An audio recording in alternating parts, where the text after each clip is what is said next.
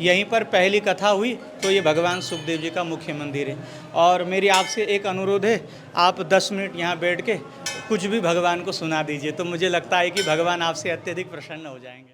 ये जब जन्मांतरों का पूर्णोदय होता है तब इस प्रकार के संयोग बनते हैं।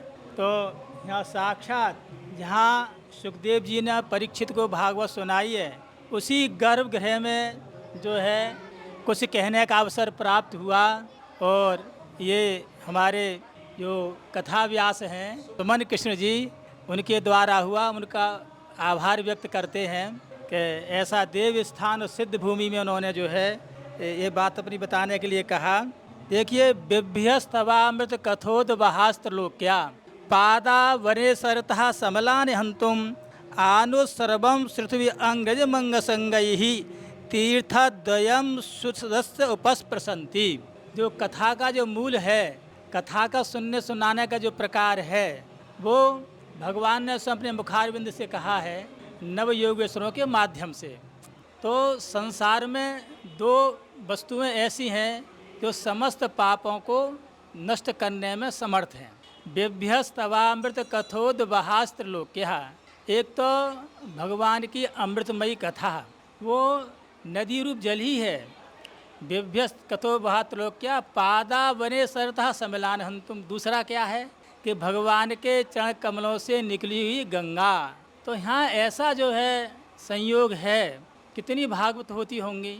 तो जहाँ भगवान के की जो अमृतमयी कथा है, उसकी जो नदियाँ हैं वो रात दिन यहाँ बहती हैं। एक तो वो पूर्ण हो गया, तो एक ही पुण्य जो है समस्त पापों को नष्ट कर सकता है। दूसरा और संयोग मिल गया है, हम पादा बने सरतः सम्मेलान हम तुम, भगवान विष्णु के चरण कमल निकली हुई गंगा जी जो आपके सामने ही है।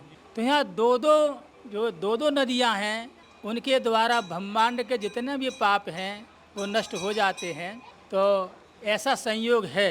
अब उसमें यह देखना है कि इसका जो फल प्राप्ति कैसे हो, क्योंकि रात दिन कथाएं होती हैं, लोग गंगा स्नान भी कर रहे हैं, फिर भी जो फल प्राप्त होना चाहिए वो फल प्राप्त नहीं हो रहा। तो कहीं ना कहीं जो है छिद्र तो है ही। हमने एक वीडियो भी डाली थी, 6 छिद्रों में से एक छिद्र भी रह गया तो फल नहीं मिलता। ब्राह्मण से आपने परिश्रम कराया और दक्षिणा ठीक नहीं दी परिश्रम के अनुसार, तो छिद्र रह जाएगा, तो कर्म कराना व्यर्थ है। और जैसे यजमान की पात्रता है, जैसे आचार विचार आचरण है, वो सही नहीं रहेगा तो छिद्र रह जाएगा। और हमारे जो आचार्य जी हैं, यदि उन्होंने कहीं जो है प्रमादवश त्रुटि कर दी, छिद्र रह जाएगा तो फल नहीं मिलेगा। तो आगे कहा उन्होंने आनुस्रवम श्रुतवि अंग्रजमंग संगहि, आनुस्रवम अनुपश्चात श्रूयते पठ्यते अनुस्रवो वेदः, जो गुरु के द्वारा सुन करके याद किया जाए तो इसको श्रुति कहते हैं। श्रवणम श्रुति, सुन के याद किया जाता है वेद। और श्रुति अन्या या श्रुति, इसका महत्व यह, वेद हमेशा गुरुमुख के द्वारा ही सुना जा सकता है, उसी का फल है, अन्यथा नहीं है। तो अनुश्रवम श्रुति भी, आपने जिन्होंने परंपरा के अनुसार जो वेद का स्वाध्याय किया है, गुरुकुल में पढ़े हैं और लिखा भी है, जो है आचार्यो वेद संपन्न हम, वेद शास्त्र विशुद्धकृत कथा व्यास की सबसे पहली सीढ़ी यही है कि वेद शास्त्र विशुद्धकृत, जिसने जो है वेद शास्त्र का अध्ययन किया हो और निष्प्रिय हो, निष्काम भाव से कथा का श्रवण करें, तो उसी ये कह रहे आनुश्रवम, अर्थात वेद के द्वारा कही हुई जो विधि है उनके अनुसार आपको कथा सुननी है। ये मनोरंजन का विषय नहीं है।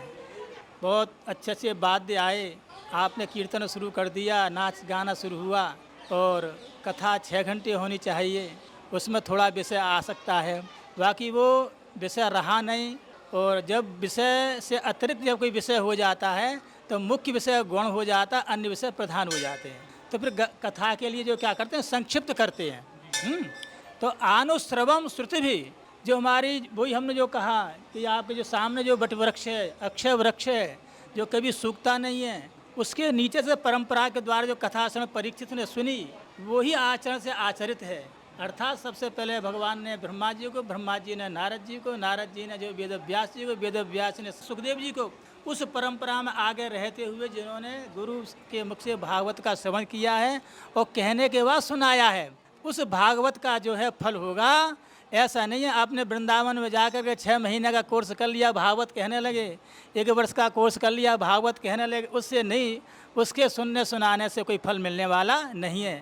तो आनो सर्वम श्रुति भी, अतः श्रुति सम्मत, वेद सम्मत, शास्त्र सम्मत जब भागवत का श्रवण करेंगे तो जैसा भागवत की सुनने की फलश्रुति है पूरी की पूरी आपको प्राप्त होगी। अब आइए अंग्रेज मंग संग ही। अब आप जब गंगा में जाएं तो गंगा का जो अंग है उसके साथ संग करें। तो गंगा जी के तो अंग है नहीं, तो वही अंग है, जाके साष्टांग प्रणाम करें, आचमन करें, प्राणायाम करें और गंगा जी की स्तुति करें और मुसलवत गंगा में स्नान करें। अधो वस्त्र उत्तरी वस्त्र हो, साथ में कुशा हो। जब इस विधि से स्नान करेंगे तो गंगा स्नान का फल मिलेगा है। तो वो कह रहे हैं अंग संगई, अंगों का संग लित गंगा के स्नान करें।